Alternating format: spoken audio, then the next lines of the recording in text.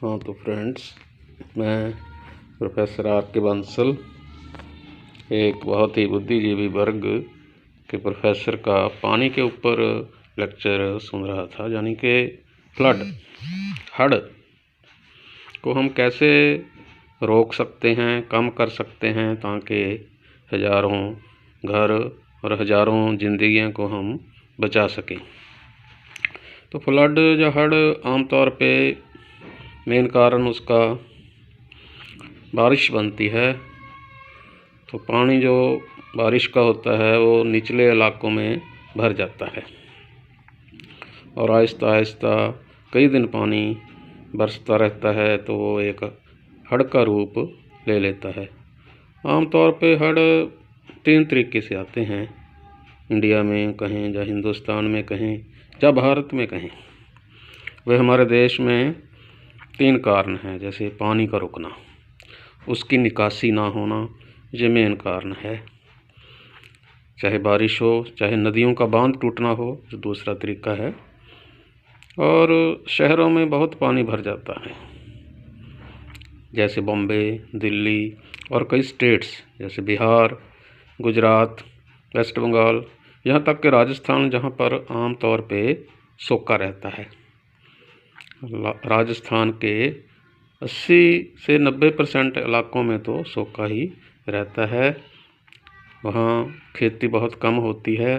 और तीसरा मेथड होता है या तीसरा कारण है, हमारे जो आस पड़ोस के देश हैं, जैसे चाइना है, पाकिस्तान है, वो भी पानी हमारे छोड़ देते हैं हमारा नुकसान करने के लिए, एक तरह का युद्ध करने के लिए वो ऐसा करते हैं। ऐसा नहीं है कि हम पानी को रोक नहीं सकते। हड़ के पानी को हम रोक सकते हैं, पर हमारे नेता, हमारे बहुत बड़े बड़े ऑफिसर वो इसकी तरफ ध्यान नहीं देते। जैसे हड़ 3 तरह के आते हैं, तो हम भी कह सकते हैं कि उसी तरह हम इनको 3 तरीक़ों से ठीक कर सकते हैं। जैसे कि निचले इलाके हैं, अब इलाके पर निर्भर करता है वो कैसा है। हम वहाँ कुआं खोद सकते हैं, 3, 4, 5, 8, 10 कुएँ खोद सकते हैं।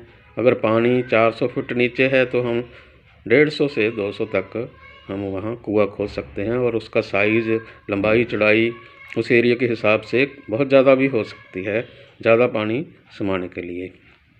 तो इस तरह है कि हम उसको, अगर थोड़ी जगह है तो 15 से 20 फुट चौड़ी हम खाई खोद सकते हैं।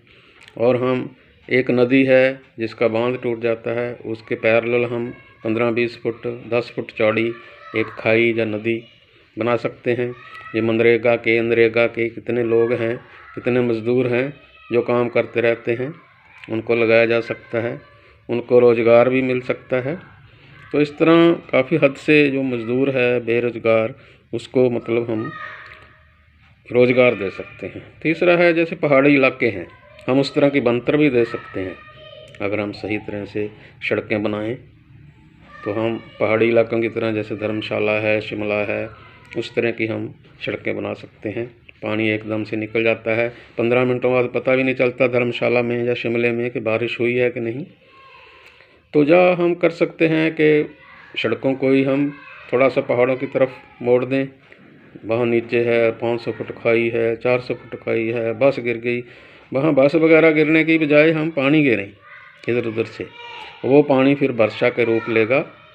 जब धूप पड़ेगी तो बरसेगा हमारे ही देश में, हमारी स्टेट में, हमारी शहर में, हमारी खेतों में, इस वक्त के वो हम किसी दूसरे देश में जाने दें।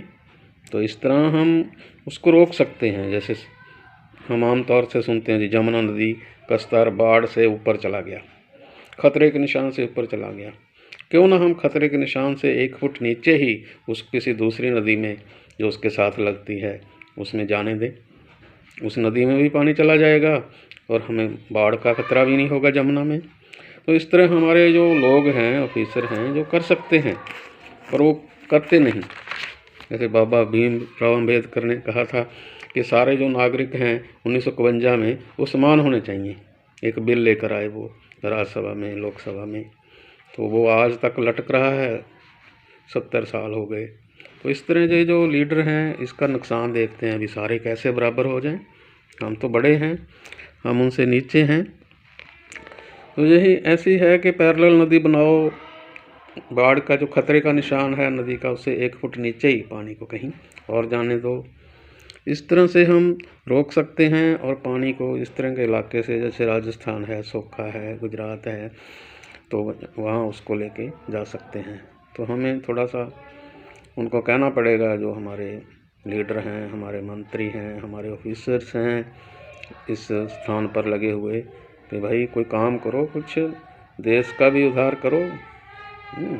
ऐसे नहीं कि अड़ जाओ, जैसे किसान बेचारे बैठे हैं बॉर्डर पर और सरकार कोई ध्यान नहीं दे रही।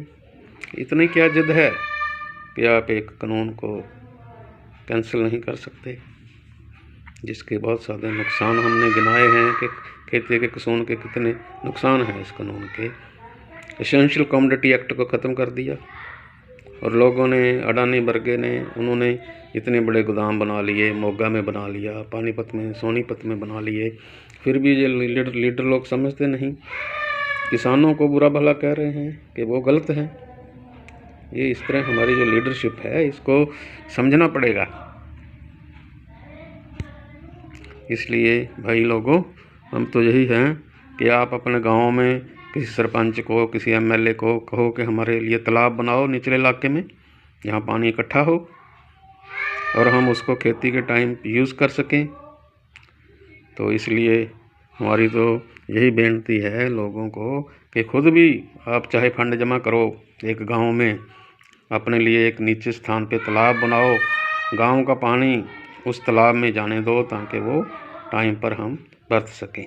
जय हिंद।